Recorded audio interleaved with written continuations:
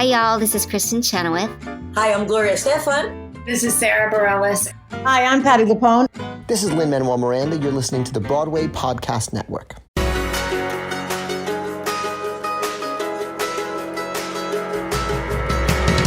Welcome to an all-new episode of the Theater Podcast. This episode is a slightly different format than our normal episodes, as this one is primarily about someone else other than the guest, and the guest, Bruce Klein, is one of the most well-known documentary filmmakers there is. And after setting up the who and the why of this episode, we dive into the subject of his latest documentary, the legendary Liza Minnelli, someone who has never felt safe appearing in a documentary until this one.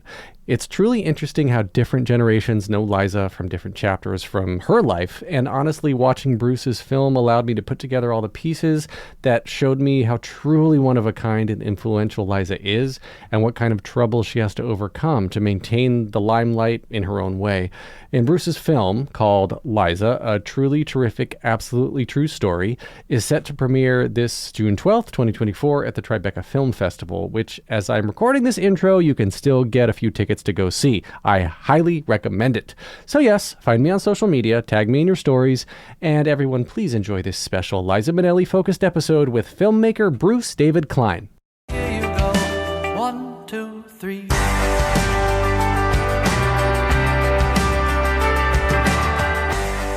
All right, film buffs, fasten your seatbelts. We are honored to have a titan of the documentary world with us. This industry heavyweight is an Emmy-nominated producer, director, and writer who's brought us captivating stories across television, film, and digital platforms, including Meat Loaf, In Search of Paradise, Icahn, The Restless Billionaire, Robert Blecker Wants Me Dead, and Best Worst Thing That Could Have Ever Happened. He's the president and executive producer of Atlas Media Corp, the powerhouse behind shows that have captivated audiences for years, from deciphering the fascinating world of food with James Beard award-nominated projects to untangling the lives of iconic figures. Bruce has a knack for weaving documentaries that are both informative and undeniably entertaining. His latest project, Liza, a truly terrific, absolutely true story, is set to premiere on June 12th at the Tribecca Film Festival.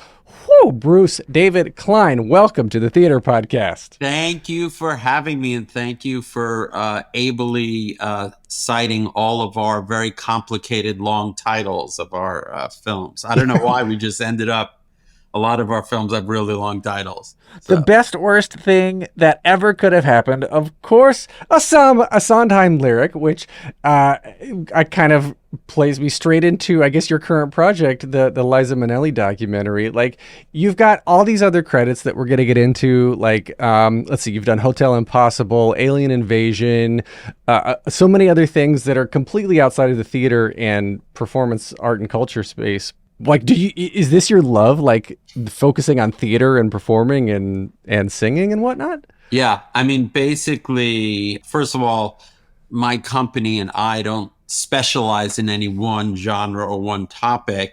And that's very much by design, because I like to kind of bring a fresh enthusiasm to everything we do. However, asterisk, I am an obsessive Broadway show guy. I come in it from interesting composers and lyricists, and I'm a big Sondheim freak for many, many years. And so that makes me naturally, obsessed with finding ways into kind of the Broadway world. And I think with Best Worst Thing That Ever Could Have Happened, working with Lonnie Price, who directed it, was just really a dream come true. I mean, diving into the music of Sondheim and having lunch with Hal Prince. I mean, there were some really incredible things connected to that project. And I think that made me realize more than ever that, hey, I could actually kind of do things that I really, really, really am excited about. And certainly Broadway's at the top of the list. So hence Liza. And other things you're excited about, food and aliens and disasters. And we did for many years a hit show for Discovery called Dr. G Medical Examiner. Right. Which was a procedural show finding out about why people die. And it turns out we die because we don't take our medication. We eat too much partially hydrogenated oils, And when we park our cars on the side of the road on the highway, we forget that there are cars whizzing by at 75 miles an hour. So those are 3 great tips on how not to die. We did a book with Dr. Jen Garavaglia on it. But those were 3 takeaways I remember. And they sound so obvious, but it's literally, she knows. She's the one who they roll them in. How did this guy die? Well, so. So if you take your medication, you won't forget that there's cars traveling by you at 70 miles per hour. I think that's the takeaway. And go see theater. Okay, so let's rewind to little baby Bruce. And were you what did you originally want to do, like, as a kid? What was your impetus to get into film, creating these stories? Sure. I mean, look, my background, my core interest always has been, since I've been a kid, is in writing and telling stories. And I think that over time, that kind of evolved. I always made films, home movies and films, even from, the time I was 7 or 8. Academically, as I studied psychology and creative writing, and I was actually leaning towards becoming a shrink. And as I said at that point, I evolved somehow to want to mold millions of minds and have a big impact, as opposed to having the patience, which I probably don't have, to go in deep, however venerable it is, on one person at a time. And I think the thing that really was the catalyst for that is I was in college and I was in the student union, and there was this really dark, dimly lit basement. And I walk and I see this sign on this door that looks like it was painted, 30 years before. And it said TV workshop. And I said, well, what's that? And the door was closed. I got a janitor. He opens the door. I go in, and it was literally like out of a movie. It was 1960s black and white cameras with cobwebs on them and wires, like old school wires going all over the place. And basically, I saw this one button. It said power on, and I am technically the worst. Trust me. I pressed power on, and the entire studio came alive.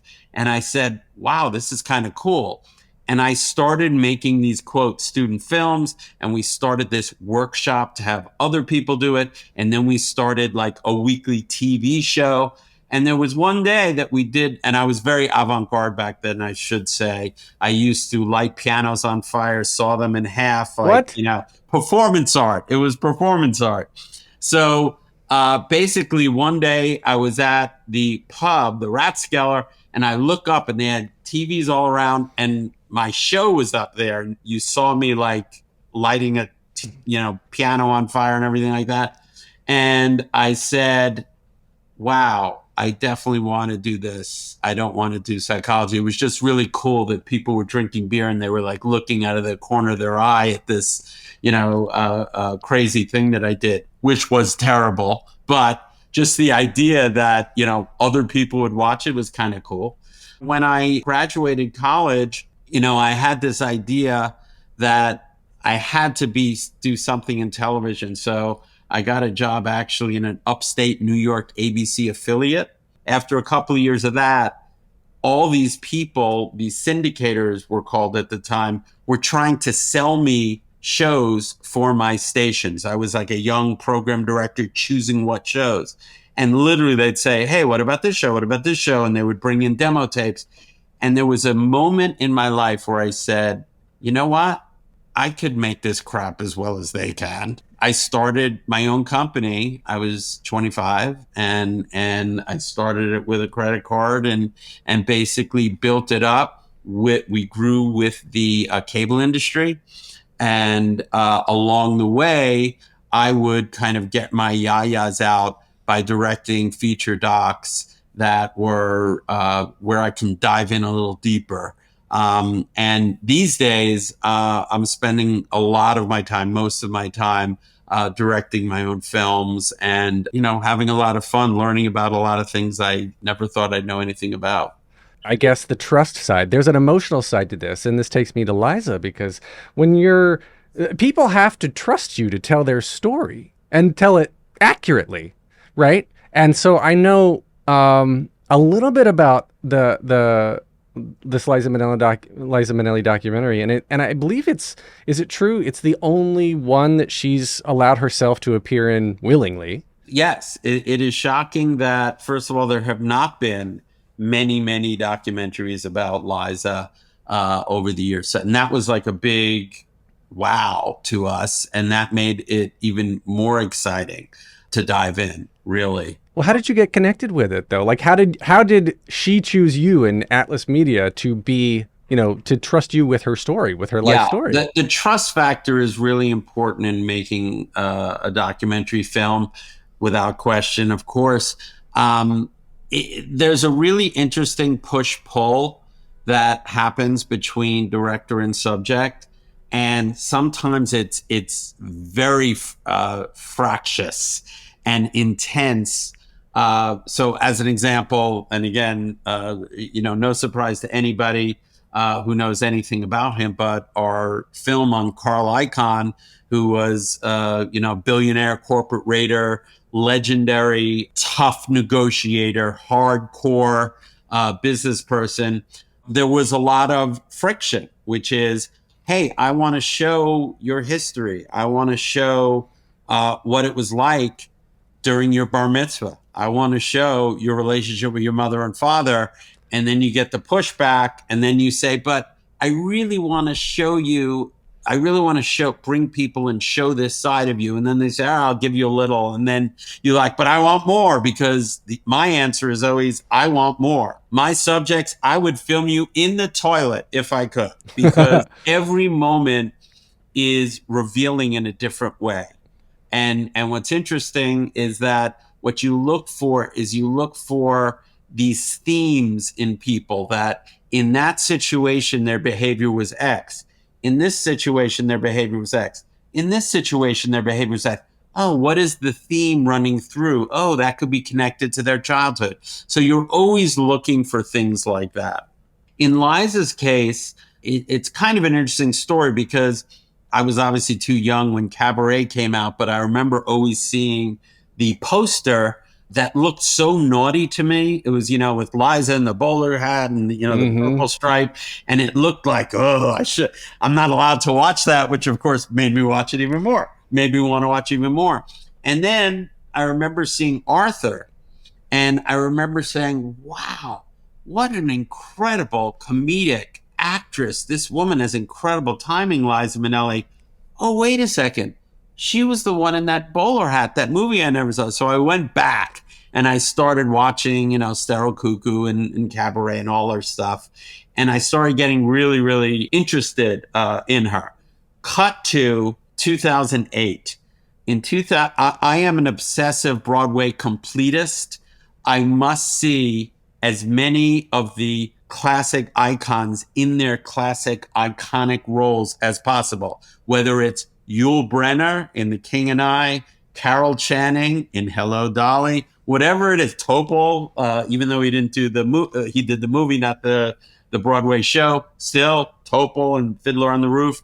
When I heard that Liza was appearing on Broadway for this 2008 Liza's in the Palace, I said, I have to go. I'm just curious. I'm a completist. I have to see Liza on Broadway. My God. So I go to Liza's at the Palace. I'm sitting down, and I saw something I never saw before. And that is, there was a lot of questions at the time about Liza. She had some health issues. There were questions, could she still sing? How was her health? And I think she had just had hip replacement surgery. And so, the drum roll happens, spotlight comes on, she walks out, and I kid you not, she did one little kind of signature Liza move, and the crowd lost their mind in a way I have never seen in my life. I mean, I've seen like Bowie, the Stones, like you name it, in terms of, famous performers. There were grown men not standing up, standing on the Broadway seats in tears. Okay, Liza, we love you. I have never seen such an intense reaction in my life. And that, I never forgot that. I said, Liza has some kind of connection with her audience that at the time I really did not understand. Cut to a couple of years ago, we're sitting down, we're talking about, different people who may be interesting. And Dana Craig, my co-producer on this project, along with Alex Goldstein, Dana's a Liza, big fan. She put her on the list of people who we talked about. And then once we talked about Liza, it became clear we couldn't believe that there wasn't anything on her already. So we started talking to her management. And what really did it, I think, for us is, yes, we had to make them trust us, make them feel comfortable. That takes time. That takes lots of Zooms and calls. And here's what we're doing. They want to see that you're not just in it for whether it be a quick buck or to use Liza for something. But the thing that really sealed it is in one of the conversations, her team said, Liza recently found some footage in a storage locker. And we were like, what? She's like, yeah, it's about 25 hours of footage of her in the 70s on tour that her husband at the time filmed. Okay. All right. So they sent us some samples. And I kid you not, we hit play in the office. I'll never forget it. And there she was, right after Cabaret. She was the it girl. She was one of the most famous people in the world. She was beloved. She was selling out every, concert and had just won the Oscar, the Emmy. I mean, just mind blowing. And there she was, like washing her hair. And there she was in the back of a limo being nervous about going to the show. And our jaws dropped and then there were performances in this. And we said, oh my God. And that's one of, I think, the points of our film as a kind of corrective. I think it's really interesting, even with iconic kind of mythical figures in entertainment. Time is so cruel. As we get further and further away from the time when they were kind of at the height of their powers, we kind of remember more what's happening today and we forget what was.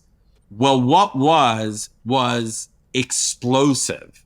And the level of talent that I just think many people today don't get in terms of when you say Liza Minnelli, we talk to a lot of people under the age of 40, under the age of 30. We kind of, we're kind of doing our surveys. There are some people who don't know Judy Garland was her mother. Yeah. There are some people, Liza Minnelli. Oh, she's in Arrested Development as a guest actor, right?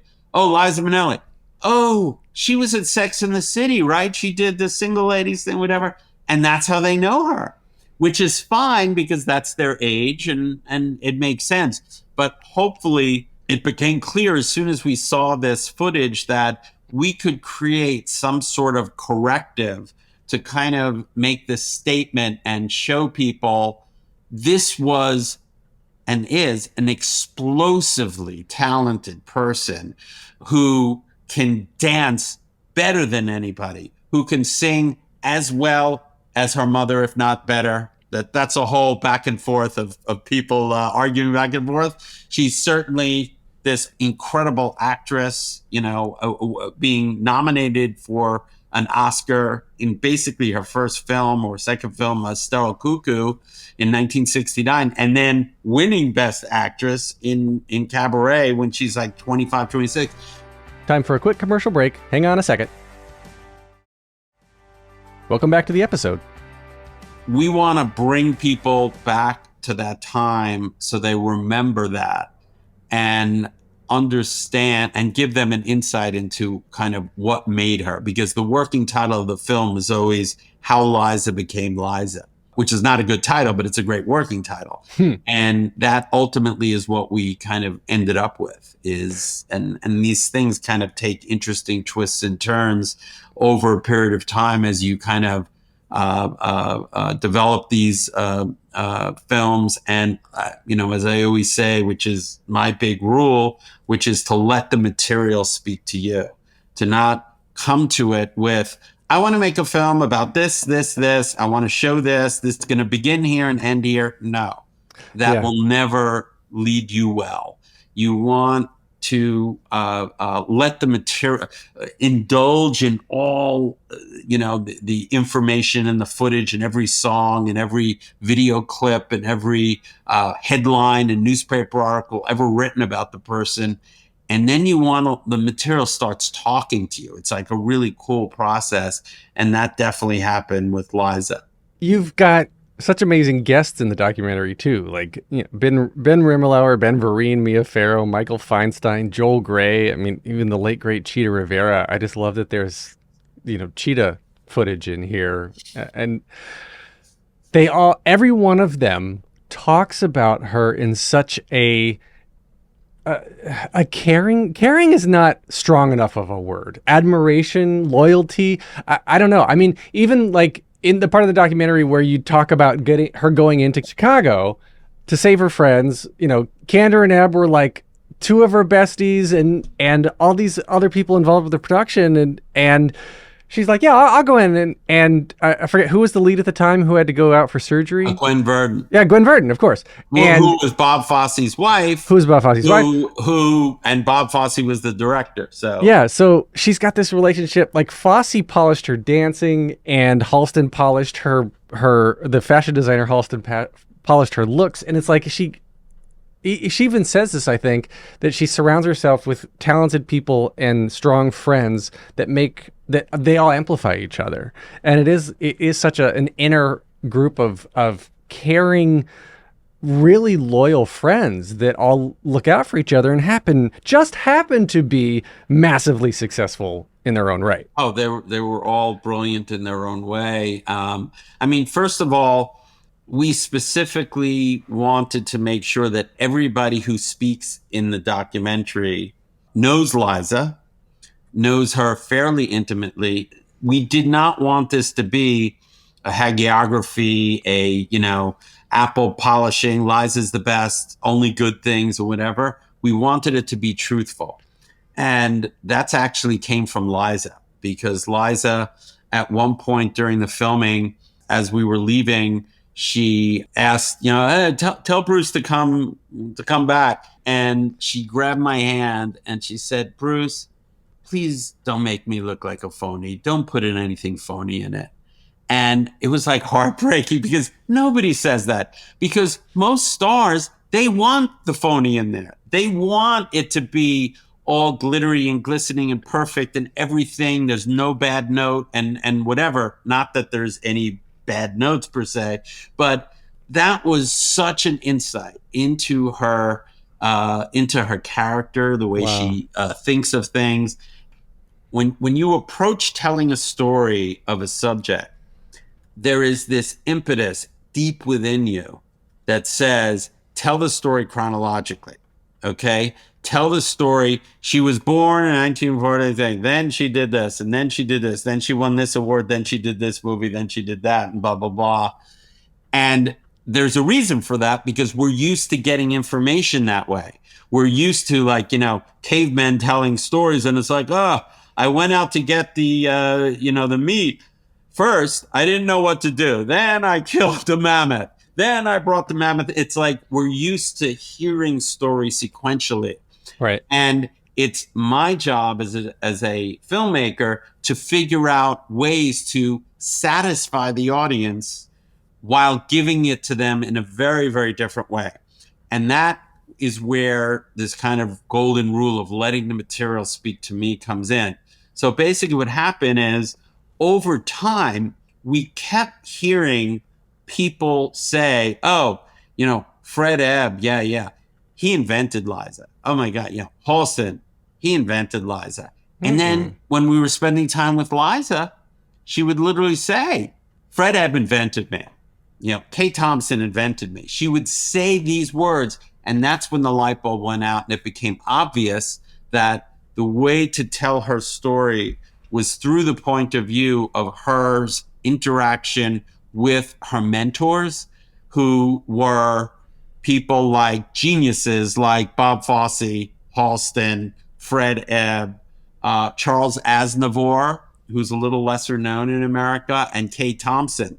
And these people, literally, it was Liza's talent, her enormous talent, plus Kate Thompson, plus Fred Ebb, plus Bob Fosse, equal Liza Minnelli, who we know today. And she's very humble about it. She's very honest about it. She's not afraid to say, these people helped make me. Of course, she doesn't need to say the fact that she was born with explosive talent. She was raised around explosive talent. And that certainly, helped as well.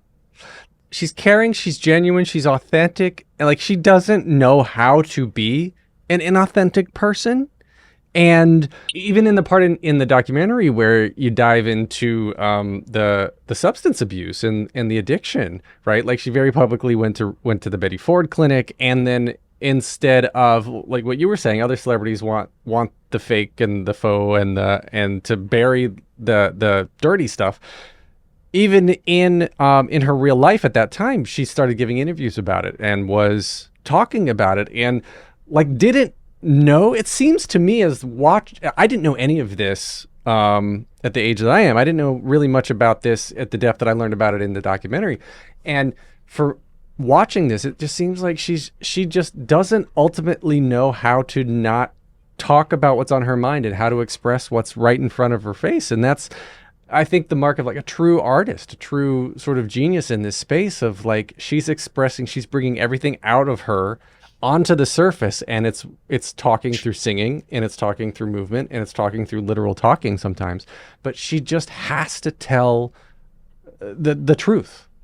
Like, well, this is what's really interesting, and that's what makes her so complex and so interesting, because there's another layer to her that, we talk about briefly in the film, this layer of, she was brought up in the MGM system. Her father was one of the greatest directors in MGM history. Her mother was the grandest star of MGM. Victor Minnelli was her dad, and right? Vincent Minnelli. Vincent.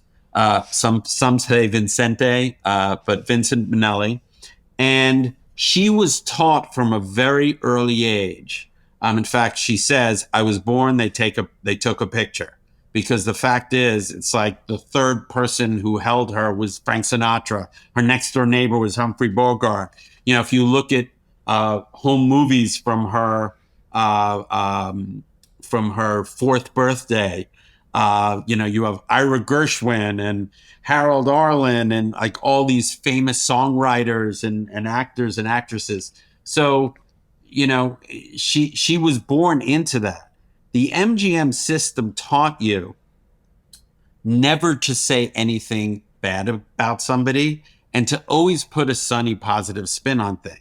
So you have this interesting duality in Liza, which is she is not afraid to tell the truth and to do that. On the other hand, she also has a natural instinct to kind of put a gloss on things. And she herself talks about in the documentary about how in the 70s she wasn't always truthful about her substance abuse problems, and that she actually would kind of spin them, and that's because of where she came from. But ultimately, she is emotionally extremely, extremely honest. She's very, very vulnerable. She wears everything on her sleeve. She's very touchy. She likes to feel you and touch you and pet your hand and feel close to you. And it's really a remarkable thing. There's really nobody like her. There's no surprise that she is, who she is, and has maintained this for decades upon decades. Privilege and who your mother was and father was only get you so far. I mean, there's a reason, there's a documentary in 2024 being made about her, because she just has that, whether you call it it factor, X factor, whatever it is, and she still has it. How do you decide who needs to be spoken to? Because like Cheetah, Ben Vereen, Joel Grey, those are kind of obvious. But then there's other people like Darren Criss, for example, who shows up several times in the documentary. And he's, of the recent, I'll call it the Glee generation, right? And so he shows up and he's like, I hung out with Liza, and Liza has this ability to make everybody feel like they're the most special person in the room. And I think Alan think that in the moment when she's with people, that they are the most special person in the moment to her, and that's just who she is, right? Like you said, she's wearing her enthusiasm on her sleeve. Absolutely. When Liza walks into a room, even today, she doesn't walk in cerebrally and say, "I'm going to do this," and logically, "I'm going to do this and this and this." Her natural instinct when she walks into a room is to go over to everyone, pet them, look into their eyes, and really say, "How are you doing?" And unlike 99% of all people, she listens to what you say, cares about what you say. And it's a remarkable trait. I mean, I know we talk about it a little in the film. I've never seen anything like that. Somebody that she really needs you to love her. She needs you to be her friend. And that's why, quite frankly, out of hundreds of people we talk to about her, there's like nobody who really says anything bad about her, because even during years when maybe she was a little more vulnerable and that kind of thing, it's more about, oh, Liza once did this for me.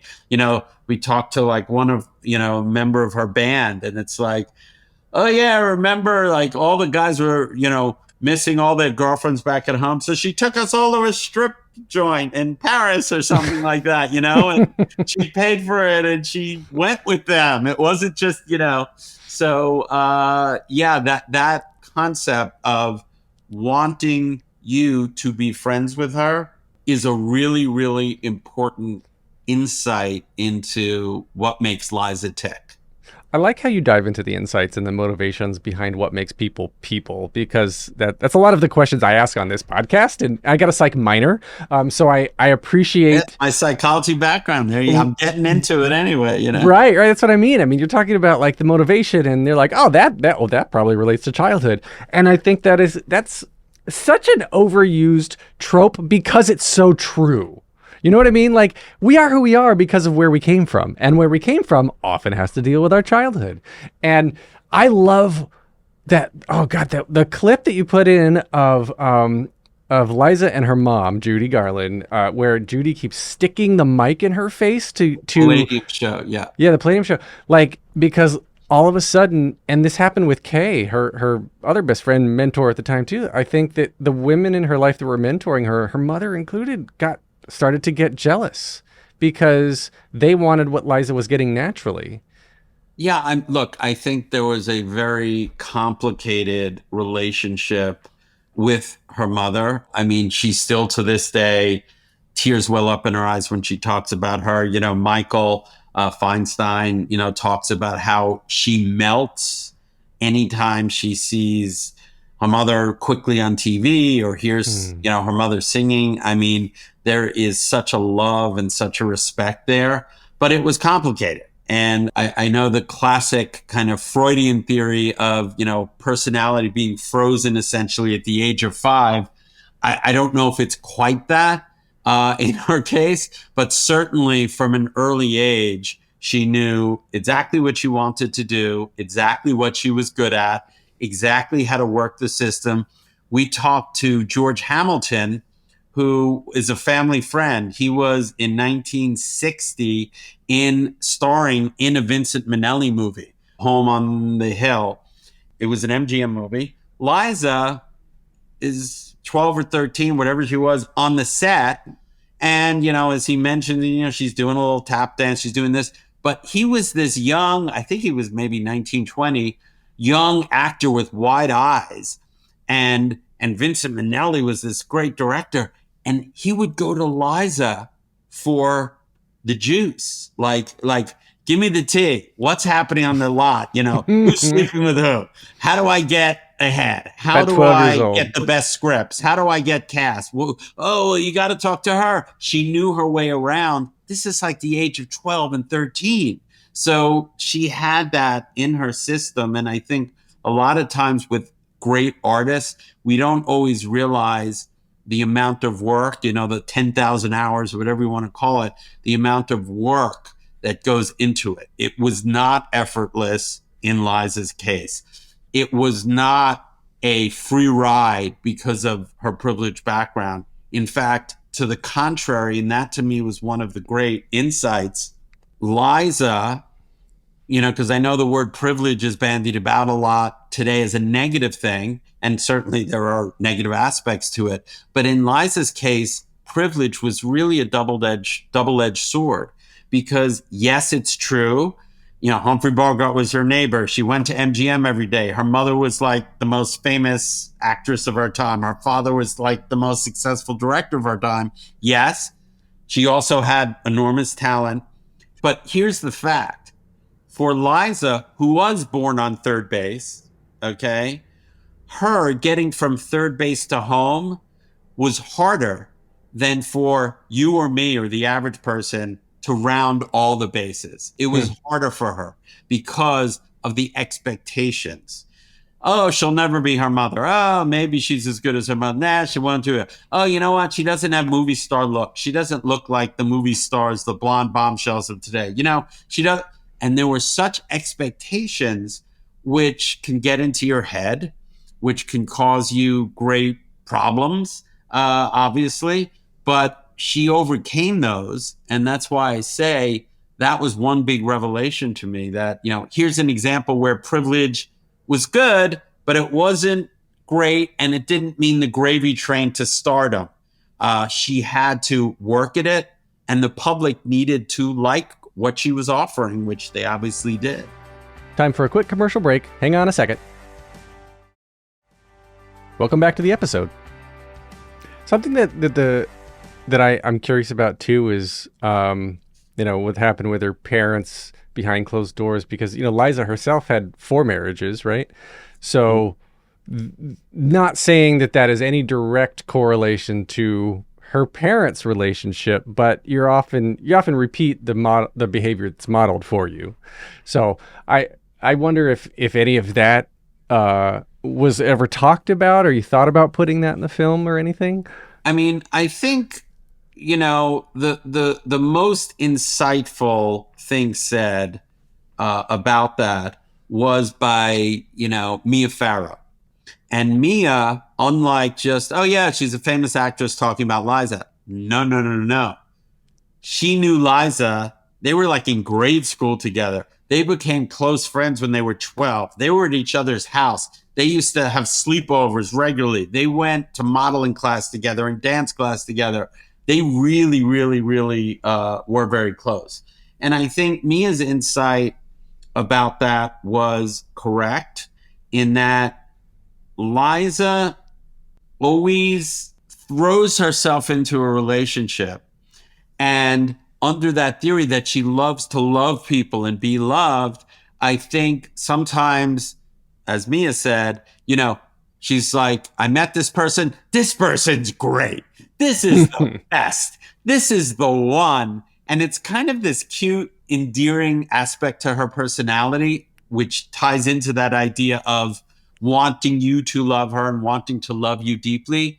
And it's really interesting how it played out in each of her marriages, because and relationships, because at each given time in some of these famous relationships like Peter Sellers or Baryshnikov or whatever, I mean, these were like, I think Peter Sellers was 4 weeks. They were engaged and broken up in 4 weeks.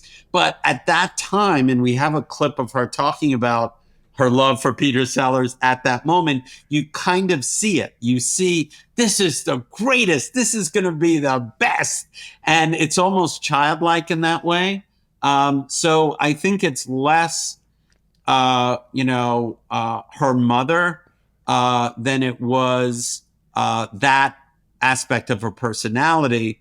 because, she adored her father. And I mean, she was very, very close to her father. And her father obviously outlived her mother by many decades. And she, saw him often and was very emotionally close to him. I had forgotten actually too that Judy Garland died of an overdose. Yeah, there's a lot of that like golden MGM era type of those performers that did not fare well, because the whole, like you said, the whole thing was to gloss it over and to not speak your truth. So, and there was also conveniently a doctor on the set as hired by Louis B. Mayer to go around and say, "How you feeling? You feeling okay? Okay. Are you a little tired today? All right, take this." Or, "You sleep well last night?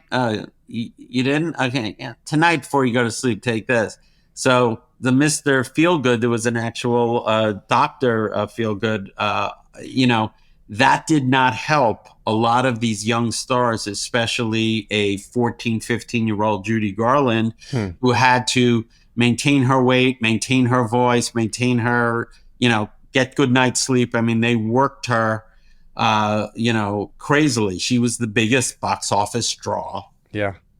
Mayor of the second M of MGM, that mayor. Yes. Yeah.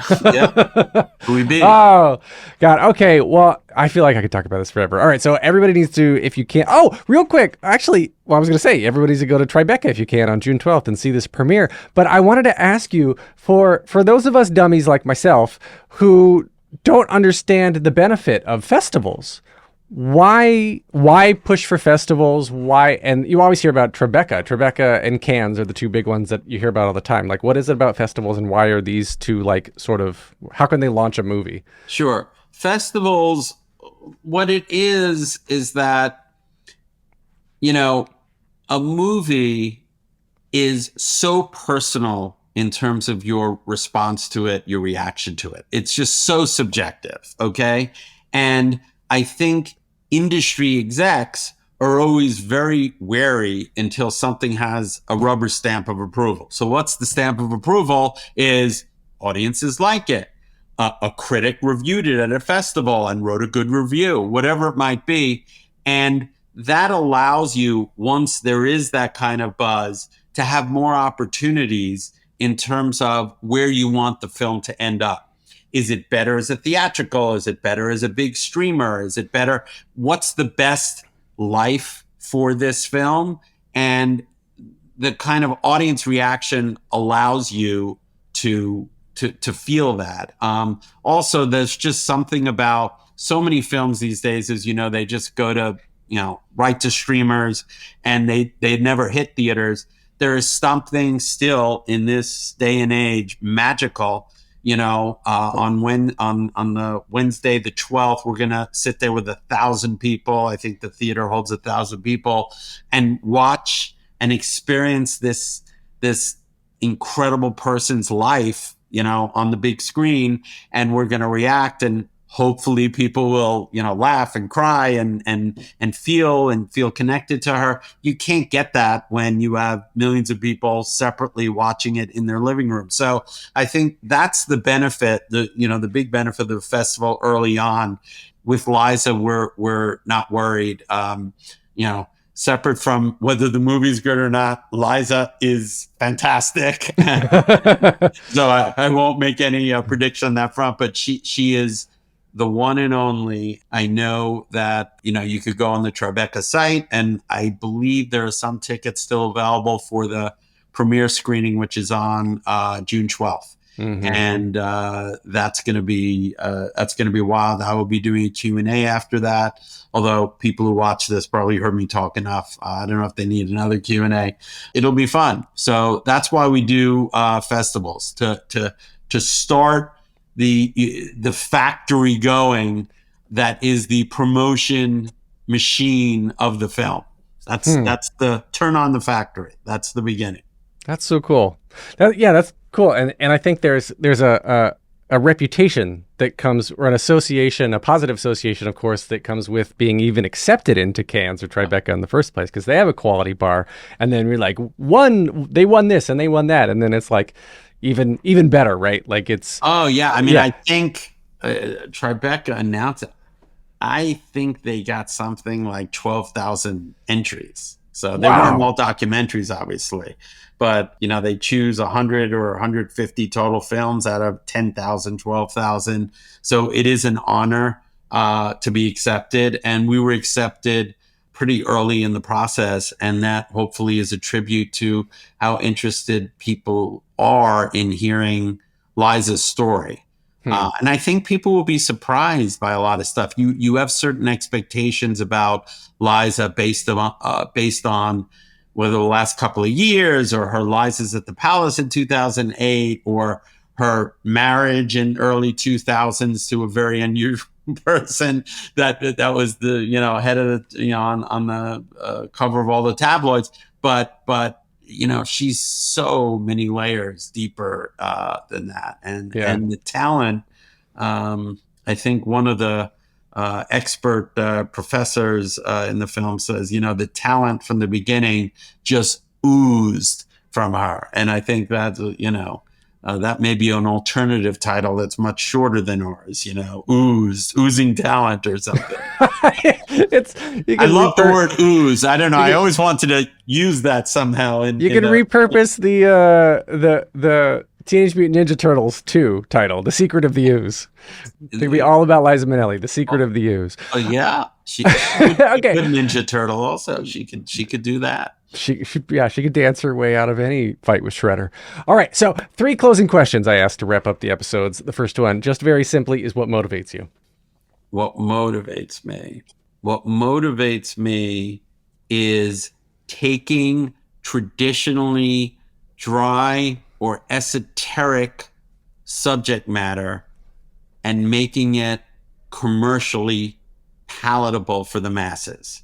Taking, whether it be a business icon like Carl Icahn, or whether it's somebody like Liza, who people know 2% about, and a lot of her story is kind of in the weeds that you have to pull out, taking that and putting it through the filmmaking process and then emerging with something that is hopefully extremely commercial and something that, my mother can watch and like and understand, whether it be Icahn, the history of Merrily We Roll Along and Best Worst Thing That Ever Could Have Happened, or the Liza film. I love that. And I can relate. It's similarly why I started this podcast. Just, I want to bring untold stories to the world, and in a way that's palatable and easily digestible at the tip of your fingertips on your smartphone. All right, so the next question is, what advice would you give to your younger self and younger people listening now, starting out down a similar path? That's 2 completely different questions. Okay. Okay. 2A. As you know, the entertainment industry is in a state of incredible disruption right now, with people not knowing where the financial models are going to lead. Is it going to be commercials? Is it going to be streaming? Is there going to be a theatrical? Are there going to be theaters? So, to people, if I speak at colleges or give advice, right now, today, my advice is to choose something that you will have the wind at your back, and that is AI. And if you could become somebody who can, as an artist, take the technology of AI and basically weave it into filmmaking or whatever it is, that kind of middle ground is going to be the next 10 years. And it might even be the next 3 years. So what I say is, if you want to be successful, have an impact starting today, I would try to not do what everybody is trying to do, which is be an influencer and start an influencer, TikTok, account where you post, what you're eating tonight and all that stuff. That was 5 years ago or 7 years ago. The future, certainly the next couple of years, is AI, because some of the stuff that I've seen is, when I say some of the stuff we've all seen is amazing. Some of the stuff I've seen to actually help filmmakers from a very artistry, craftsman level is just mind-boggling, and it's going to change everything. So learn that shit and you'll fly. That's my advice. It's an AI bubble, and it's going to pop, and what's left is going to be incredible. And it's going to be. It is incredible now. Yeah, it is. That incredible. Is true. Have you seen the opening to The Simpsons as created by AI 1950s style? No. I'll find that. I'll find that to you. But I imagine that it's like incredible. Yeah, it's like Leave It to Beaver. I mean, like, yeah, all generated by AI, and it's real. Anyway, it's incredible. I'll try to find it and put it in the show notes, and I'll send it to you too. Okay. I should say though, is unlike action adventure movies that are going to become increasingly AI. In fact, they could, with LED screens and all this new stuff, they could probably make a Mission Impossible all in a studio. Yeah. But the one benefit of documentaries is we could not have generated the little moments of Mia Farrow giving a little revelation about her insight into Liza, or Liza laughing when she says X. No AI could do that. So I feel like, I don't want to say we're safe in documentaries, but in what I do, hopefully, I will not be out of a job. I'll say it. I think it's going to be hard to recreate reality. Like, to create fiction, I think is going to become very, there'll be lots of tools to create augmented reality and fiction, but to create reality, truthful, authentic reality from scratch, yeah, I think you're right. At least I hope you're right. All right, last question then, the hardest one is, if you could only see one show for the rest of your life, and you can see it as many times as you want, what would you see? That's easy. It would be Merrily We Roll Along. And not just because I did a film on it with Best Worst Thing That Ever Could Have Happened, not only because it's a Sondheim, film, Sondheim show, and I'm Sondheim obsessive, but even before I got involved in the film, whatever, it was my favorite show. The song Our Time is my wedding song. Okay. I mean, I go back with that way, way back. And I think it is still the greatest, insightful story, if you will, both in song and the story, into the foibles of humanity and why we fuck up our lives and how we just keep moving ahead, but we're actually moving backwards. And I think we started that movie with the quote by Heidegger, although I purposely made them take out the word Heidegger because I'm like, nobody wants to start a movie with, as Heidegger said, which was that life is best. Life is lived moving forward, but it is best understood backward. And I think that show captures that idea that the only things that things make sense that we do are after, and we look back and we say, oh, that kind of made sense. Oh, that didn't make sense. Whereas you cannot make sense of your life today. So I think that show, separate from having the greatest songs ever, that's an easy question. Guys and Dolls, a close second. Guys and Dolls. A close second. All right. Well, where can we find you online, learn more about your projects and all the films you're working on? Well, we have Atlas Media Corp. We have Twitter. We have Instagram, Atlas Media Corp.